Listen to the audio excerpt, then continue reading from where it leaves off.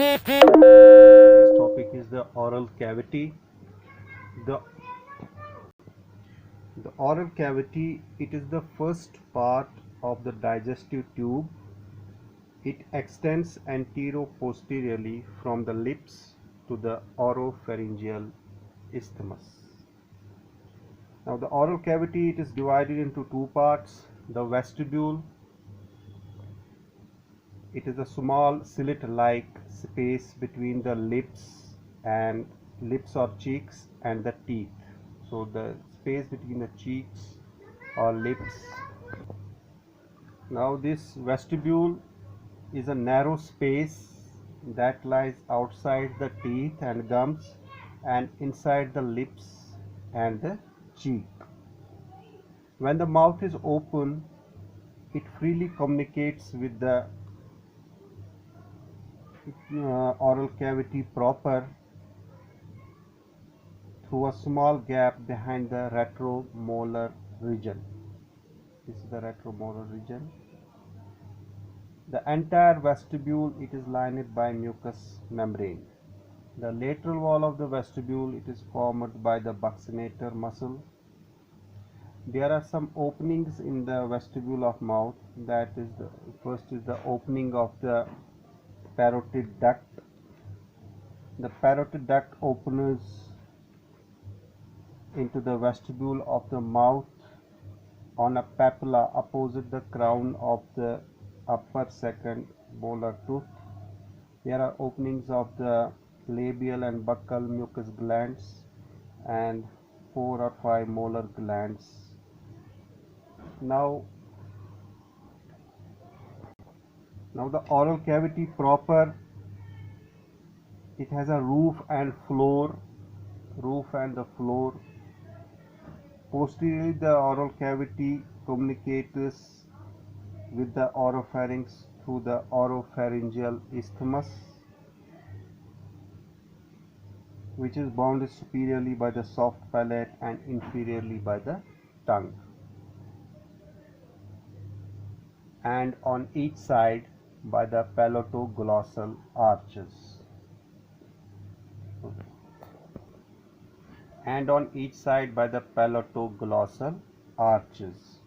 The approximation of these palatoglossal arches shuts off the mouth from the oropharynx, and it is essential for swallowing of the food. Now the floor of the mouth, it is a small horseshoe-shaped region beneath the anterior 2/3 of the tongue, and it is above the muscular diaphragm formed by two mylohyoid muscles. And this is the floor of the mouth, and covered by the anterior tongue. The surface of the floor of the tongue is formed by mucous membrane, which connects the tongue to the mandible. Laterally, the mucous membrane passes from the side of the tongue into the mandible. Now anteriorly, the mucous membrane stretches from one half of the mandible to the other half. The anterior part of the floor is called sublingual region. Now the sublingual region presents some following features. Its lower surface of the tongue is connected to the floor of the mouth by a median fold of mucous membrane called the frenulum linguae. On each side of the lower end of the frenulum, there is an elevation called sublingual papilla, on the summit of which opens the submandibular duct.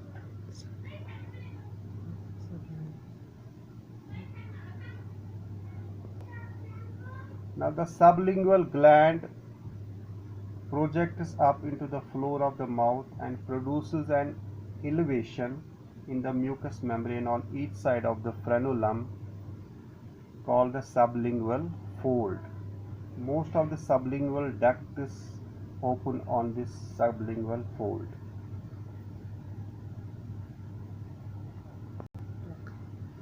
Now the structures which are close to the tongue are termed as lingual, and the structures close to the palate are known as palatal. Those close to the cheeks are known as buccal, and those close to the lips are known as labial. Now the roof of the mouth, it is formed by the palate. The anterior two-thirds of the palate, it is made of bones, is called the hard palate, while as the posterior one-third is made of soft tissue and is known as soft palate.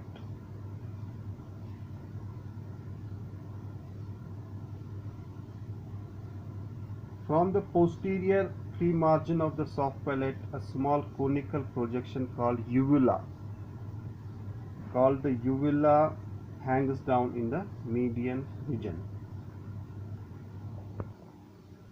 Now, most important structure in the mouth is the tongue, which will be studied in a separate lecture.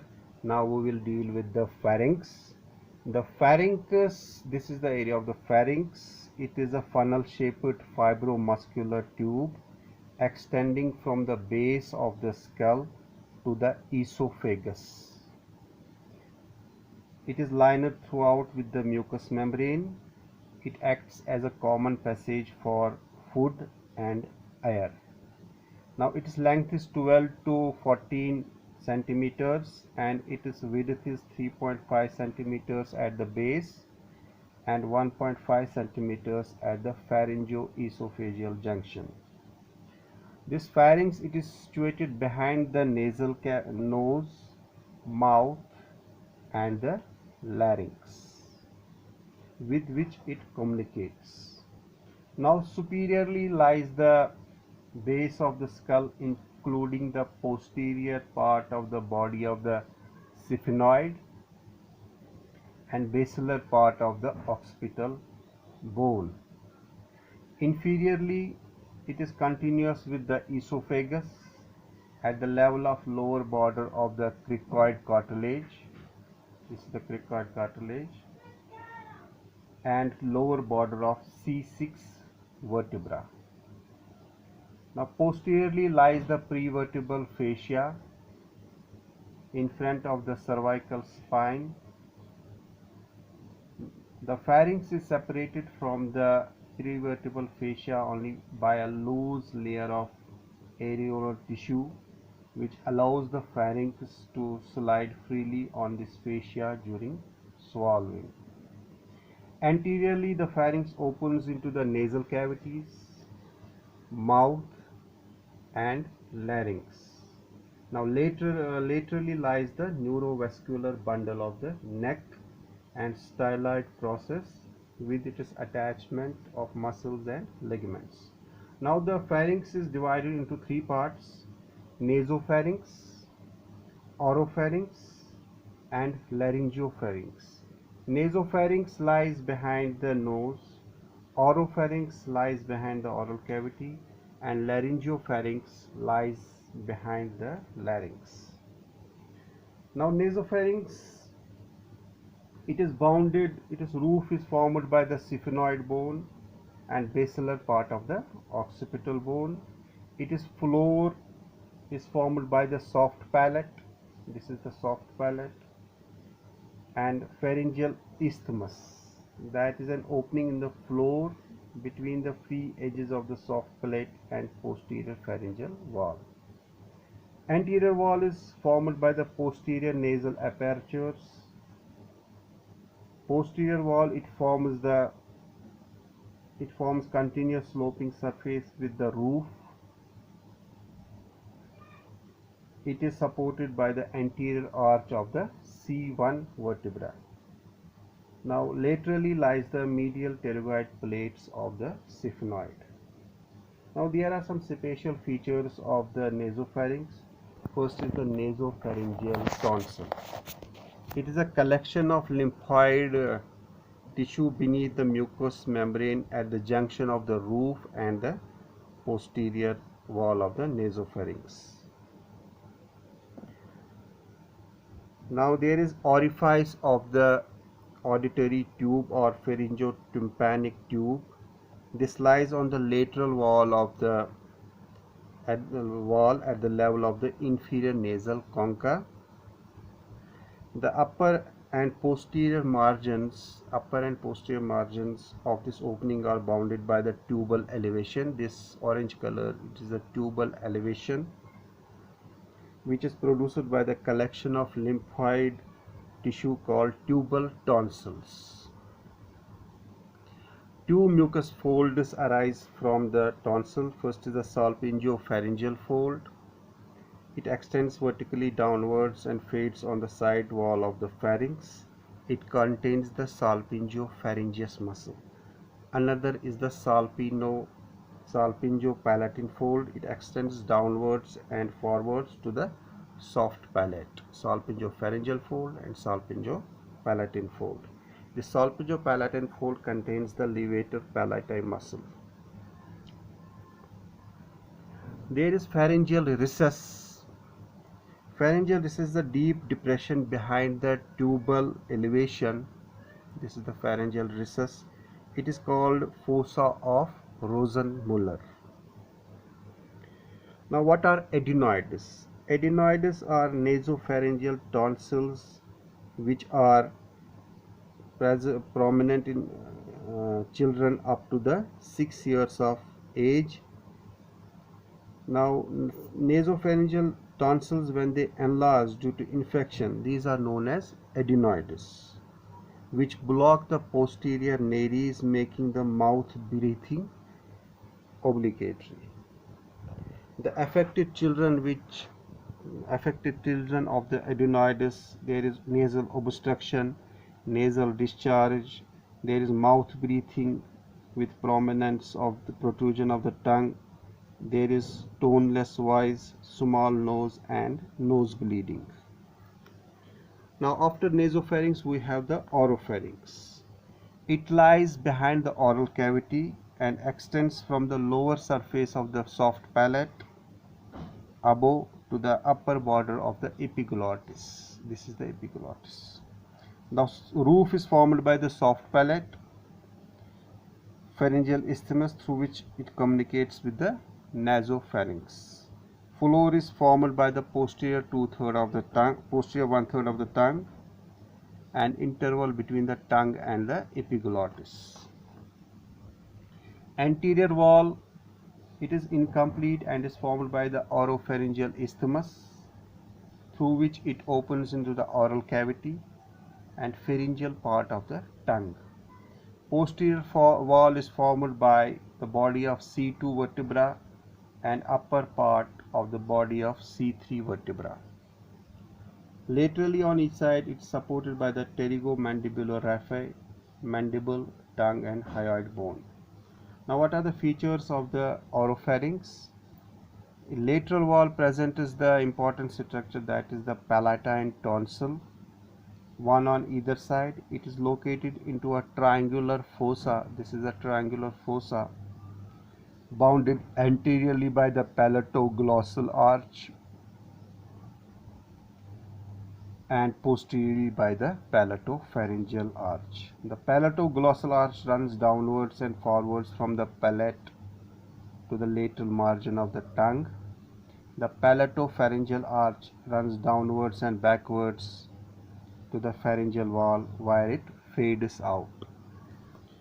Now, anterior wall presents the lingual tonsil formed by numerous nodules of the lymphoid tissue underneath the mucous lining of the pharyngeal part of dorsum of tongue.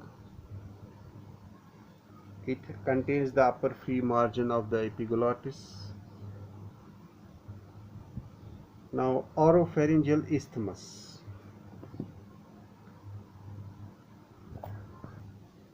Oropharyngeal isthmus, it is an arched opening between the two palatoglossal arches, right and left palatoglossal arches, through which oral cavity communicates with the oropharynx. Above there lies the soft palate, below there is the dorsum, dorsal surface of posterior 1/3 of the tongue, and laterally there are palatoglossal arches on either side containing the palatoglossus muscle. Now, after that we have the laryngopharynx.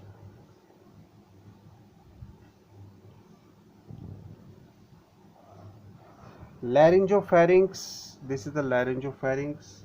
It lies behind the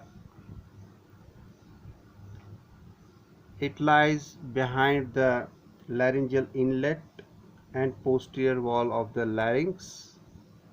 It uh, it lies behind the larynx and extends from the upper border of the epiglottis,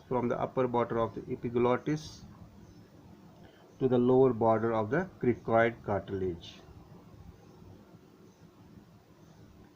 and lower border of the C6 vertebra posteriorly. It communicates anteriorly with the laryngeal cavity through the laryngeal inlet and inferiorly with the esophagus at the pharyngoesophageal junction, which is the pharyngoesophageal junction is the narrowest part of the gastrointestinal tract except the appendix. Now its boundaries: anteriorly wall is formed by the laryngeal inlet, posterior surface of the larynx. Posterior wall is supported by the C3, C4 and C5 and C6 vertebra, and lateral wall it is supported by the thyroid cartilage and thyrohyoid membrane. Now the anterior wall presents the laryngeal inlet, and below the inlet it is supported by cricoid and arytenoid cartilages, and lateral part presents the pyriform fossa, one on each side of the laryngeal inlet.